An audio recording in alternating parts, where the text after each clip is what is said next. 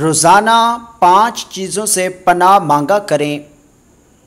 وہ 5 چیزیں کون سی ہیں؟ اللہم انی اعوذ بک من البخل، اے اللہ میں تیری پناہ مانگتا ہوں بخل سے، واعوذ بک من الجبن، اور میں تیری پناہ مانگتا ہوں بزدلی سے، واعوذ بک ان ارد الی ارذل العمر، اور میں تیری پناہ مانگتا ہوں اس کے ناکارہ عمر میں پہنچا دیا جاؤں، وَأَعُوذُ بِكَ مِن فِتْنَةِ الدُّنْيَا، اور میں تیری پناہ مانگتا ہوں دنیا کی آزمائش سے، وَأَعُوذُ بِكَ مِنْ عَذَابِ الْقَبْرِ، اور میں تیری پناہ مانگتا ہوں قبر کے عذاب سے۔